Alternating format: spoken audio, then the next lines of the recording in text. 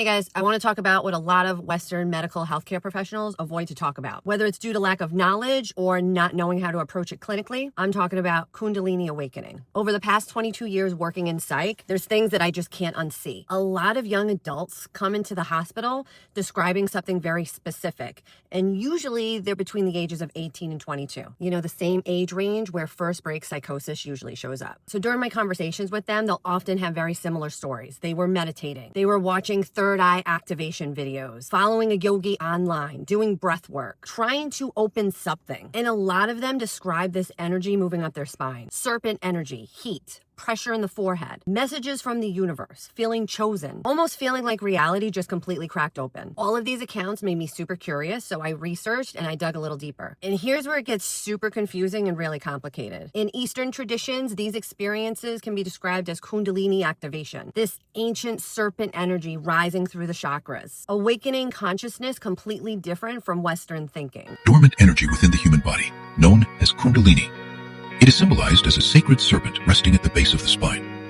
As it rises, it moves through the 7 chakras, also known as energy centers. So in psychiatry in the United States, if somebody hasn't slept in 4 days, thinks they're receiving divine downloads, feels invincible, paranoid, electrified, or detached from reality, we're calling it mania, psychosis, a nervous system completely overloaded. And what I've noticed throughout the years is that I start to see these patterns. It's way more frequent than most healthcare professionals would realize. And what bothers me is how quickly Western medicine can label something as grandiose without actually understanding the language that's being used. Westerners have to be very careful with yoga because they don't have a cultural container for what happens when you do yoga. In India, if you go through a Kundalini rising and all of a sudden you're having a very similar experience to taking a hit of DMT, but you're doing it naturally or on breath work, that could take you a couple of months to sort yourself out. But here you'll get sent to a psychiatrist who will diagnose you and put you on SSRI drugs and screw your life up forever. So Jung's warning was we don't have a cultural container to become enlightened. And our education systems and our religious systems and our political systems are designed to stop you from becoming enlightened, because if you do, you're uncontrollable. You can't control a truly free person, and they're not profitable people, and they're dangerous to the agenda. So if somebody on paper says, I am God, yes, that completely checks a box. It sounds grandiose. It sounds psychotic. It fits the textbook. But what if the person isn't saying, I'm better than everyone else? What if they're trying to describe an activation, a shift in consciousness, a higher level of awareness that they don't have the clinical vocabulary to explain? And that's the piece of the puzzle that I think we're missing. Most people don't know this, but there are 2 kinds of awakenings, a spiritual awakening and a Kundalini awakening. And not everyone will go through both in this lifetime. A spiritual awakening is when your soul starts to wake up from the illusion of the world.